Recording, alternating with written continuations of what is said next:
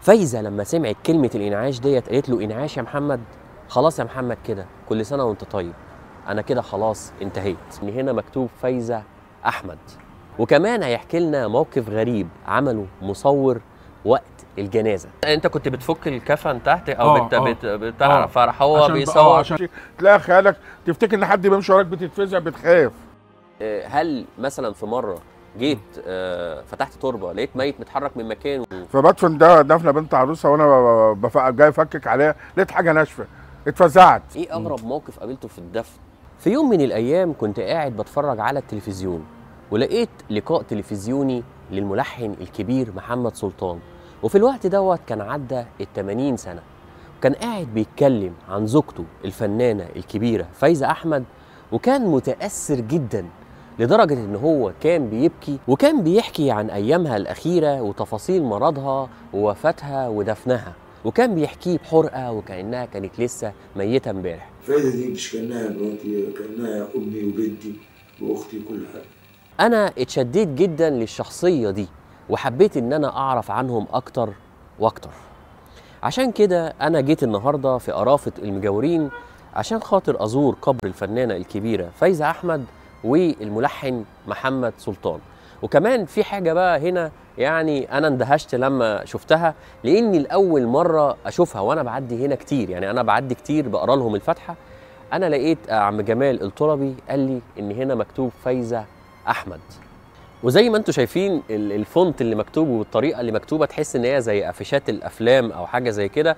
فسالته مين اللي كتب كده، قال لي ان دول المحبين بتوعها وانهم كتبوا الكلام دوت تاني يوم وفاه فايزه احمد، يعني الكلام دوت مكتوب من سنه 83 بس طبعا عوامل الزمن.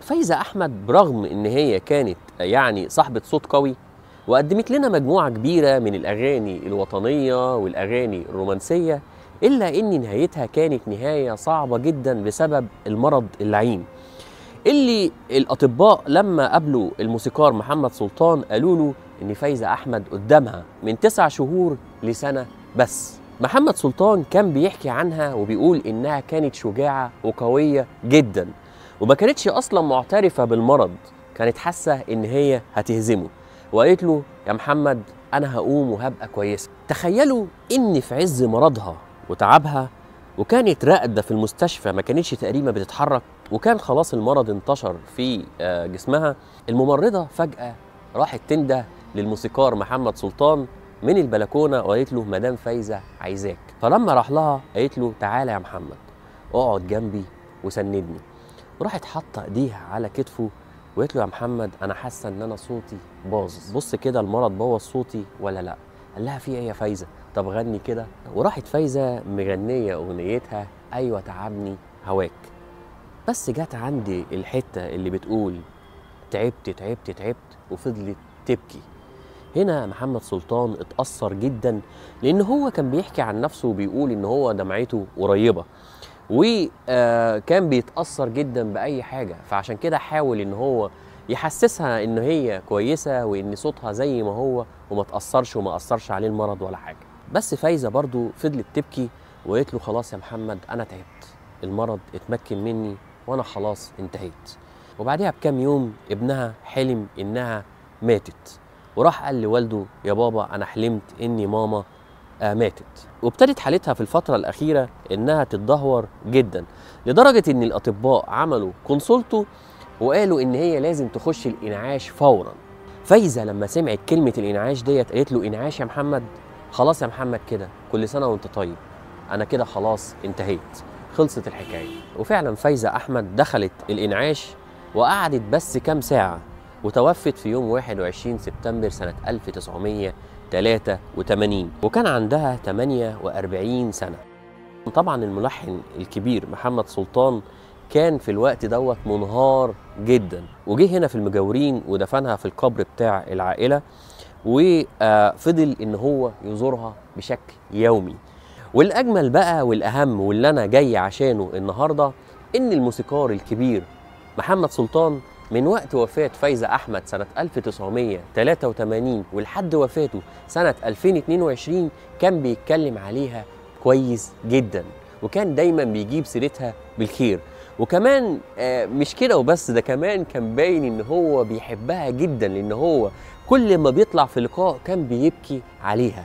احنا النهارده بقى هنقابل عم جمال التربي المسؤول عن المدفن، وهيحكي لنا بقى تفاصيل الجنازه، سواء جنازه فايزه احمد او محمد سلطان، وكمان هيحكي لنا موقف غريب عمله مصور وقت الجنازه.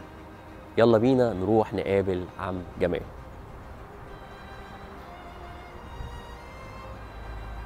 السلام عليكم. عليكم السلام ورحمه الله وبركاته. ازيك يا عم جمال؟ الله يسلمك حبيبي، الله ربنا يسلمك. يخليك. اهلا وسهلا يا عم جمال، القعده الجميله دي والله قعدتك يا حبيبي والله بجد. تعرف اني انا لما يعني في اماكن تحس ان هي مريحه نفسيه، من الاماكن المريحه النفسيه بالنسبه لي هنا المجاورين. بالقعده الجميله دي تحس ان في راحه نفسيه وسكينه، وكمان في المدافن الاثريه، يعني المدافن، في مدافن عدت ال 100 سنه و150 سنه، او عدوا ال 120 و130 سنه كمان بالظبط. فبجد ازاي حضرتك؟ الله يبارك لك. بقالك قد ايه هنا يا عم جمال؟ انا بقالي هنا بتاع حدود 50 سنه. 50 سنه. تربي بقى مسؤول عن كنت عامل الاول، وبعدين ما جيت طلعت معاش رحت ماسك القرافه. كنت الاول برقطها كده، بعد كده اشتغلت في القرافه، مسكت القرافه. حضرتك بتقول لي ان انت التربي المسؤول عن مدفن فايزه احمد. الفنانه فايزه احمد. الله يرحمها. الله يرحمها ويسامحها. طيب انا يعني علاقه فايزه احمد بالموسيقار محمد سلطان بالنسبه لي علاقه، يعني ايه، علاقه جميله جدا، لان هو يعني بعد، هو مات في 2022 بعد وفاتها باكتر من حاجه و30 سنه، 35 سنه تقريبا. يعني طلع تلفزيونه كان بيبكي، وكان بيتكلم على لحظاتها الاخيره وكانها لسه ميته امبارح. فكان عندي شغف او فضول اعرف وقت بقى لما فقدها او وقت وفاتها في الجنازه كان عامل ازاي، قبل وفاتها، بعد كده كان بيعمل ايه؟ لا كان تعبان نفسيا طبعا، عشان هي كانت تعبانه اساسا، كان عندها مرض كانت بتتعالج، فجه ربنا افتكرها. فطبعا دي ست البيت. حد ما واحد مثلا بيعيله بيضيع منه او مراته بتضيع منه، بيبقى مشاوير تاني بقى الواحد ما بقاش في طبعه. بس وقت الجنازه بقى بتاعت فايزه احمد نفسها، احكي لي بقى على التفاصيل. ناس كتير جت، ناس كتير قوي جت. تفتكر مين؟ الفنانين وناس كتير قوي. تفتكر مين؟ كان تحية كاريوكا، وكانت احمد الصنباطي جوز بنتها في ريال، كان ناس كتير برضه. وكان الممثل برضه اللي هو كان في فيلم سلام يا صاحبي ده، كان معلقه في النجف، انا بنسى اسمه تمام. لوكسور، احمد لوكسور. الله يرحمه. كان هو الله يرحمه ويسامحهم. طب والفنانه تحية كاريوكا كانت موجوده برضه معانا. محمد سلطان بقى كانت حالته، يعني كانت حالته عامله ازاي؟ لا حالته تعب برضه، الست بتاعته. ست البيت لما تلاقي البيت بتاعك بنهار برضه. وهو كان الله يرحمه كان محترم. هو اللي بلغك بحاله الوفاه؟ جالنا لو المعلم ممدوح راضي. قال لكم ايه بقى؟ قال لك ده افتحوا التربه عشان المدام بتاعتي توفت. كان معمول لها قبر جوه ولا؟ لا هو القبر بتاع العيله. لا كان عامل لها محمد سلطان. هو بيقول بنى لها مدفن، انا سمعته بيقول كده بنى. لا هو المدفن بتاع العيله بتاعت محمد سلطان. بتاعت الاسره اساسا. احكي لي بقى وقت الدفنه، واحكي لي على الموقف بتاع الكاميرا بتاع المصور بس بالتفصيل. ده اللي كان بيصور وعمال اقول ايه النور ده، ايه النور ده، ببص لقيت واحد من اللي هم بتوع الصحافه بيصور. احكي لنا بالتفصيل انت كنت بتعمل ايه وفين؟ انا كنت نازل تحت بحط الامانه وبفكك عليها عشان اجنبها قبله صلاها والكلام ده. يعني انت كنت بتفك الكفن تحت او فراح هو بيصور عشان اجنبها على اتجاه القبله والكلام. فهو بيصور. طب هو نزل الناس سابوه؟ هو ما نزلش، هو واقف من على السلم، فهو قريبه. المفروض الحاجه دي تلاقي حرمانيات. طب هو اللي واقفين فوق ما شافوش يعني مثلا؟ ما طبعا كل واحد كان في دماغه، ما كانش واحد واعي للكلام ده. لان ده ليه حرمانيته. ليه حرمانيته وليه الشروط بتاعته. طبعا ليه حرمانيته والشروط. عملت ايه معاه بقى؟ طلعت عملت ايه معاه؟ ما سبتوش، انا ما خدت منه البتاع وقطعتها. خدت منه النيجاتيف نفسه بتاع الفيلم. بس بعد دفنها بقى وبتاع، محمد سلطان قال ان هو خس 20 كيلو وكان بيجي بشكل يومي ان هو كان بيجي ساعات، كان كل يومين ثلاثه كان بيجي، وساعات كل اسبوع يجي وبيجيب حاجات وبيفرقها. يعني كان بيجي كل يوم كل اسبوع. وكل اسبوع كان بيجي يقعد على قبرها، وكان بيقعد بقى لوحده. وبنتها في ريال، بنتها بتيجي من الصبح تقعد لغايه اخر النهار. بنتها في ريال. هي زارتها قريب اعتقد. ده زارتها قريب من امتى، من حدود 3 اشهر كده او 3 اشهر ولا حاجه. شبهها، هي شبهها بالظبط. بس كبرت بقى طبعا مع الزمن. كبرت. طيب كبرت مع الزمن. مين بقى كان بيزور، يعني زمان تفتكر مين كان بيزورها، ودلوقتي هل في حد بيزور ولا لا؟ لا، في حد بيزور من العائلات دلوقتي، من العائلات بتاعتهم. هو القبر اصلا بتاع محمد سلطان، بتاع محمد سلطان، بتاع العيله. طيب مين اكتر حد مثلا انت فاكره ان هو كان بيزورها وقتها؟ هو كان محمد سلطان جوزها، هو اللي كان تملي يجي. في ريال بنتها هي اللي كانت بتيجي. احمد الصنباطي اللي كان بيجي كده. ورده ما جاتش؟ ورده لا لا لا ما جاتش ورده. لا ما جاتش ولا ورده، لان ورده اصلا كانت صاحبتها. لكن دلوقتي اللي بيجوا مثلا لو حد جه سوري مثلا او عراقي بيبقى عاوز يعرف مدفن الفنانه دي فين، فبيمشي برضه بيسال وعارف الفنان، يقعد يقرا الفاتحه وبيمشي. انت وريتني برضه يا عم جمال كلمه فايز احمد مكتوبه دي كلنا اتفاجئنا من المدفن من بره. ده مين اللي كاتبها دي؟ ده هم واحد كان من الصحافه كان كاتبها ساعتها. تحس ان هي عامله زي افيش السينما. ايوه كان بيتعمل زي فرشه الجيل. ده من وقت وفاتها. من يوم وفاتها. يوم وفاتها. من ده حدود تاني يوم. يعني دي الكلمه اللي احنا شايفينها على المدفن دي من يوم دي من تاني يوم. من تاني يوم اتكتبت. وهم الحبايب بقى والكلام ده. طيب بس كان ورا منها شباب مش هقول لك. طبعا كانوا بيحبوها جدا. وبعد كده بقى كمل بقى محمد سلطان. كمل كمل المسيره. كان بيحكي لك عنها، يعني مثلا كان بيجي كان بيحكي عنها، كان بيتكلم عنها؟ لا بس لما كان بيجي بيقعد يقرا قران عليها والكلام ده، ويطلع تعالى اقفل الباب يا جمال، مش عارف كده الكلام ده. طيب وبعد كده بقى جه طبعا هو توفى في 2022. تفتكر ايه مثلا حاجه يعني حاجه حلوه او تفتكرها له، حاجه كويسه تفتكرها له؟ هو كان في حاله. كان في حاله. كان يجي، كان معاه سواق من السودان. كان يجي يفتح الباب، يقعد جوه، يقفل على نفسه، يقعد مع نفسه، ياخد العربيه ويمشي. كان معاه عربيه رمادي زمان، عربيه امبيدابو دي كان بيمشي بيه. بعد كده مع الزمن غير كذا عربيه بعد كده. طيب يعني انت دلوقتي يا عم جمال، انت عم جمال اللي دافن فايزه احمد ودافن الاستاذ محمد سلطان. طيب في جنازه محمد سلطان كان في حد موجود مشهور او حد من لا كان كلهم ممكن كانوا في الجامع. كانوا في الجامع. كله خدوا العزاء هنا، واللي جم هنا الاستاذ حسن جوه والجماعه والاسره بتاعته. هو ليه ولدين؟ ليه ولدين شبهه اصلا. ولد كان موجود هنا، وولد قاعد بره في الخارج. بيجوا يزوروه بقى. ولدين ولاد الفنانه فايزه احمد. طبعا عم جمال انت دلوقتي دفنت فايزه احمد ومحمد سلطان، هل في حد عندك تاني من المشاهير انت دفنه؟ من الفنانين برضه، اللي هو المدفن اللي هو بتاع سراج منير. دفنت مين بقى فيه؟ دفنت اللي هو ابن ليلى مراد، ابن فاطمه زكي. اللي هو لسه متوفي حوالي لسه متوفي بقاله بتاع 4 سنين. 4 سنين. انت عارف ان هو كان متجوز سعاد حسني؟ لا ما كنتش اعرف. لا ده اتجوز فتره من الفترات، اتجوز سعاد حسني. وبعدين ده بقى من عيله فنيه رهيبه. جامد. يعني ده لوحده اصلا تاريخ سينما لوحده. يعني تاريخ سينمائي لوحده. طيب في حد كان موجود في الجنازه؟ لا في جنازته هو ما كانش فيها الا هو ابن عمه. ابن عمه بس؟ ابن عمه. هي الاسره كلها خدت طريق. الاسره قليله شويه يعني. اسره قليله. وسراج منير ما دفنتوش انت بقى؟ لا سراج منير لا، كنت صغير. ما لحقتش. لا. بما ان انت عم جمال بقى راجل قديم قوي في القرافه، يعني في قرافه المجاورين هنا بقالك ما شاء الله حوالي 50 سنه. في حاجات دايما اللي هي بتبقى مفاهيم عند الناس، وكمان ساعات الناس بيطلعوا في الصحافه ان هم يهولوها، زي مثلا قصه العفاريت. هل انت مثلا هنا يعني انت اولا ايه رايك في قصه العفاريت ده رقم واحد؟ هل موجوده ولا لا؟ وهل حصل معاك اي مواقف؟ لا مفيش الكلام ده. ما عفريت الا البني ادم. مفيش عفاريت. مفيش عفاريت. مفيش عفاريت. يعني انت مقيم قاعد هنا؟ انا قاعد هنا صبح وظهر وعصر وليل. طيب مفيش موقف حصل، يعني مفيش ولا موقف حصل في ال50 سنه معقول عايز تقنعني؟ لا لا لا لا لا لا لا لا لا عفاريت لا.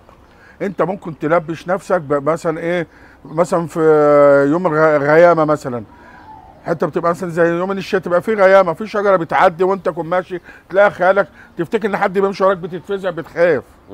بس انما لا كمان انت حاطط في قلبك تمام مفيش اي حاجه. انما مفيش بقى جسمك بيتراجع؟ لا ممكن جسمك بيقشعر. ايه بقى حكايه جسمك ده جسمك بيقشعر؟ بسمعها دي على فكره، دي بسمعها على طول. جسمك بيقشعر. يعني مثلا ممكن مثلا ايه، يعني في مره كنت بدفن دفنه كانت بالليل، كانت في الشتاء، الكلام ده من فوق ال 20 سنه. فبدفن ده دفنه بنت عروسه، وانا جاي افكك عليها لقيت حاجه ناشفه، اتفزعت، اتاريني الدنيا ضلمه، بمسك الميته اللي قبل منها. يا نهار ابيض. اللي قبل منها دي اللي فزعتني، قلت الله كده. وايه اللي حصل؟ بس ده اتفزعت.